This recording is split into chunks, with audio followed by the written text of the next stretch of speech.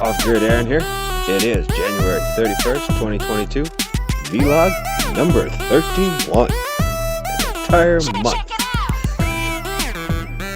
So proud of myself. I don't even know where to begin, but I'll come up with something like I always do. Just made a fresh cup of coffee. It's been a very informative morning. It's been a very creative morning. I started out listening to the UN meeting that they're having today with Russia and the Ukraine, the United States and China and everybody to see if we can't work it out because everybody's getting all in a puff. I got to look into that some more, exactly what went down with the Crimean Peninsula and Georgia, because, I mean, this, on the face of it, seems like to me that those two incidents alone suggest people should be concerned, about Russia trying to invade the Ukraine because they seem to be invading things. But at the same time, it's a fair point. I mean,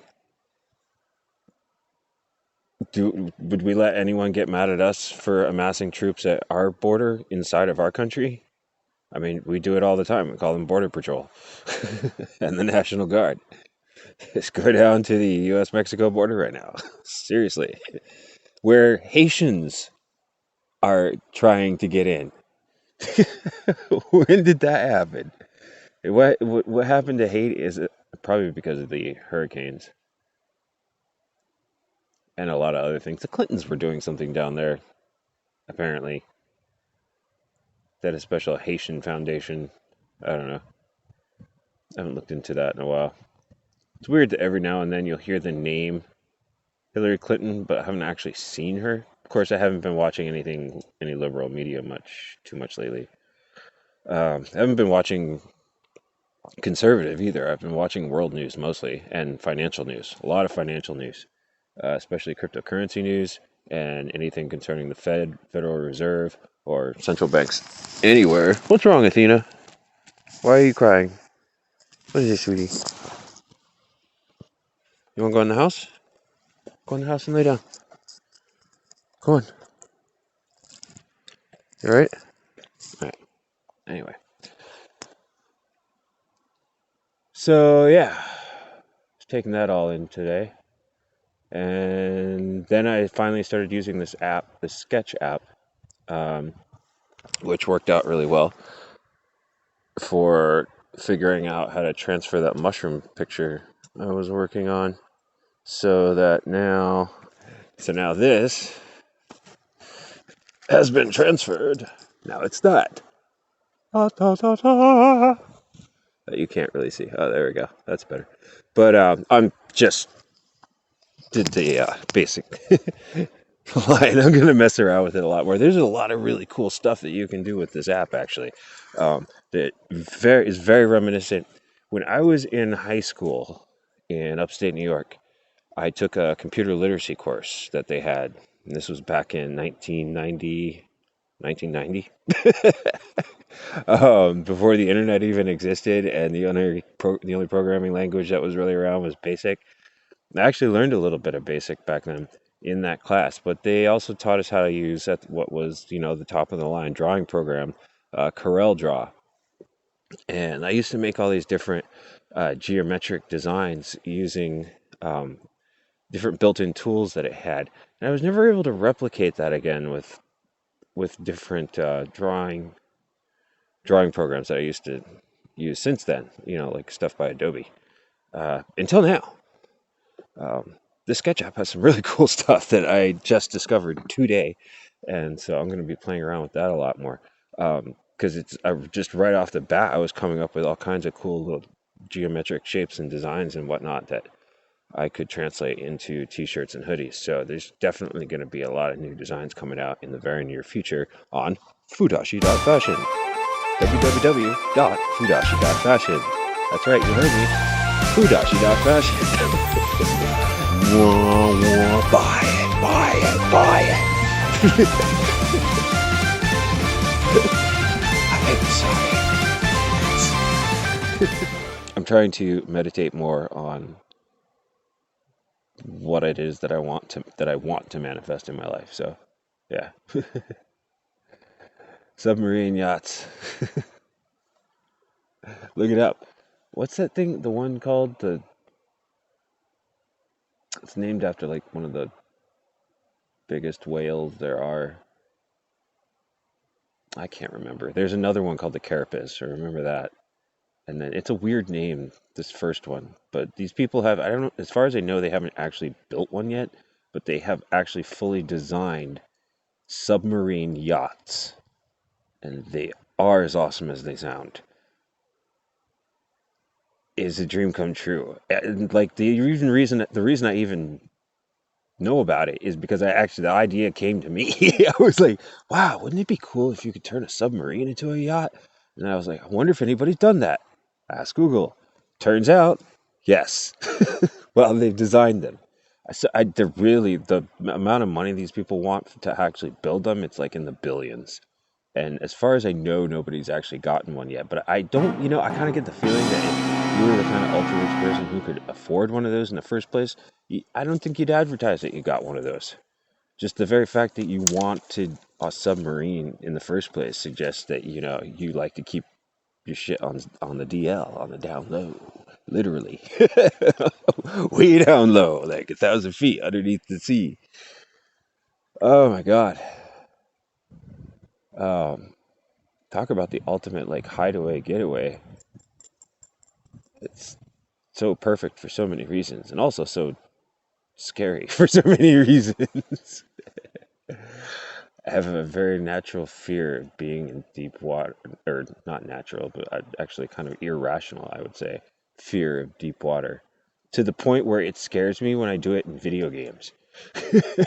Like I was playing Grand Theft Auto online, and you get a huge sub now, but before you even used to get the little one.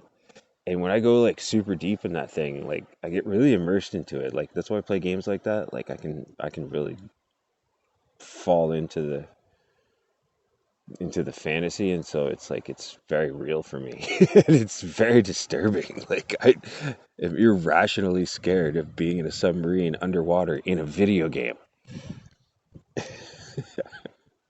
And I can't wait for virtual reality.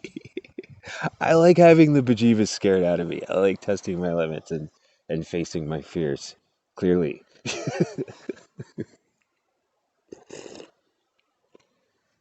I fear not. You know what I want to have enough money for? Besides that submarine yacht? I want to have enough money to buy the label No Fear. Some guy bought it and he's just sitting on it. He's not even doing anything with it. Do you remember the label No Fear? I used to love that. Their t-shirts and their clothes. I can't because it's copyright. I need to add into my routine the habit of making time code notations of every point that I find particularly interesting in my vlog when I'm rewatching it. Because after I record it, I sit down, watch the whole thing on UCut, and as I'm watching it, add in little haha, hee hee, beep beep. I'm trying to do that more. I should do it a lot more than I do, but as I get more quicker with it, more stuff gets thrown in. You've possibly noticed that if you've been watching, and thank you if you have. And oh yeah, you know what? Smash that like button. Do it. You have to. I have to remind you. Hey, there's like a heart, or there's a like, or there's a star, or something. Whatever it is, hit it, and then go to fudashi.fashion and buy my stuff. And I'll try to make much more cooler stuff that will make you want to buy it naturally, so I don't have to brainwash you into doing it. Bye.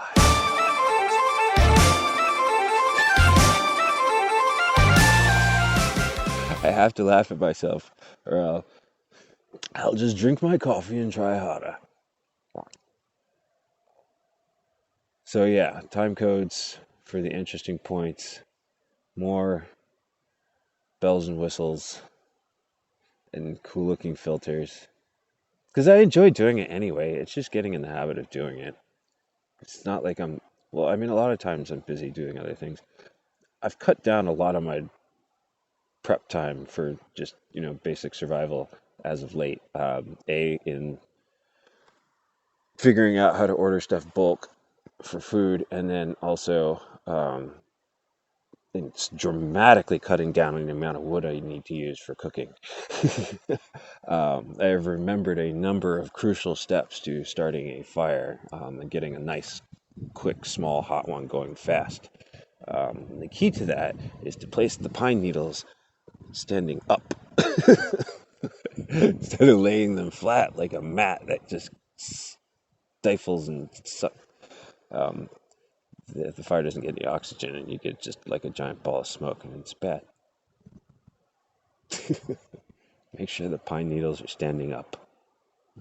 Put little pieces of wood around it. Build a little tiny itsy bitsy miniature bonfire.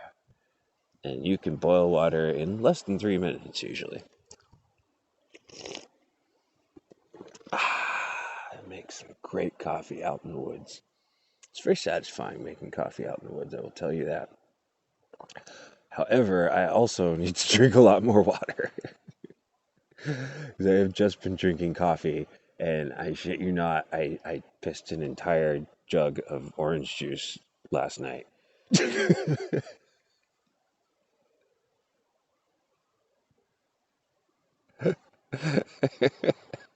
I'm tired of going, my God, that's a lot of urine.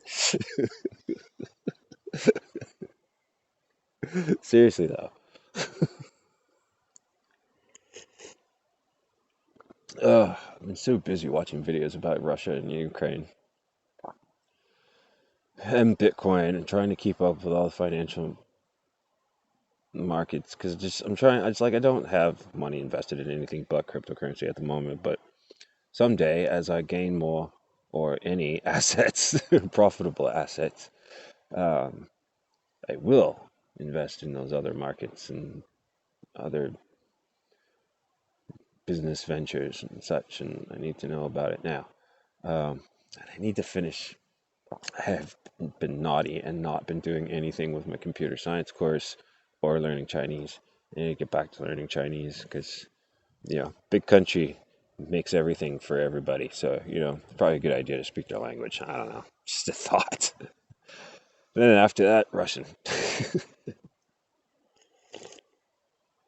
And if I'm still into it after that, Japanese just for fun. I want to visit Japan so bad one day. It's definitely, yeah. I want to sail my submarine yacht to Japan. That's how I want to go to Japan. And Italy. Mostly Japan. I don't want to go back to India again. That was just fun. Talked about that the other day. I'd like to go there and get some restaurant, hotel, or guest house businesses going over there. That'd be nice to have sitting in my back pocket on the shores of Goa, where I can sail my submarine yacht. I'm just gonna only have coastal properties, which is probably a bad idea. Well, as long as they're up high enough. I mean, the water's gonna rise, but I don't think it's gonna rise that much. It's not gonna be like Water World.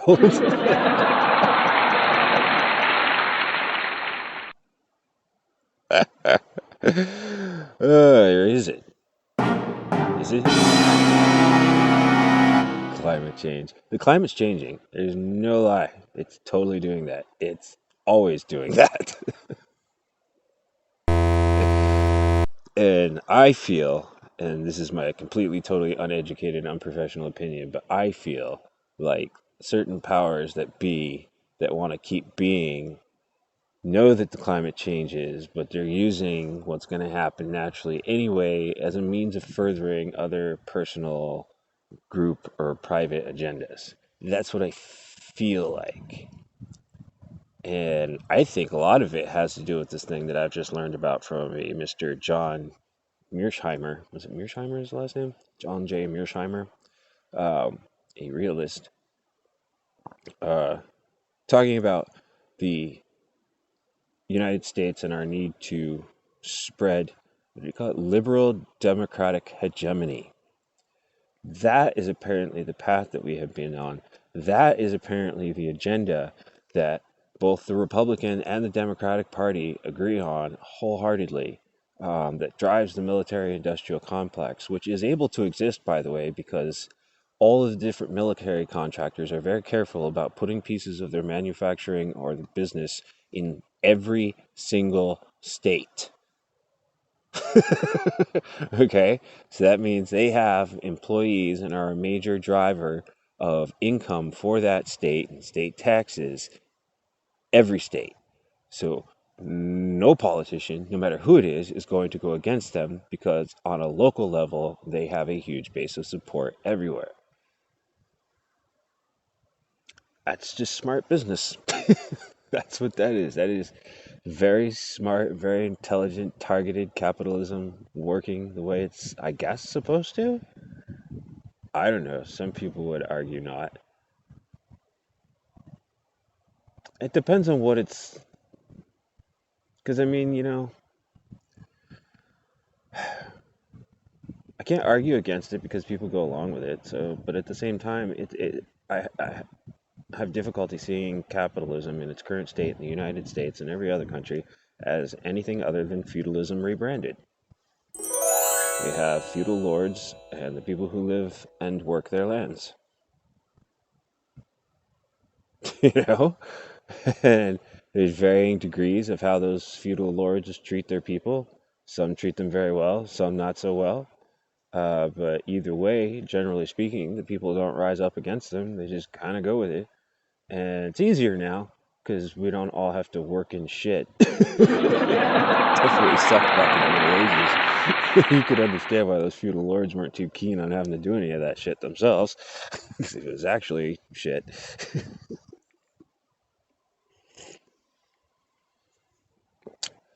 But, we got a lot more toys. We got movies and video games now instead of coliseums and whatever else. The Romans, I think, were they the first ones to think of as entertainment, as a diversion for the public to keep the masses happy on a tribal level without necessarily having to go to war all the time. That's another discussion. I still need to read that book, The Bell Curve.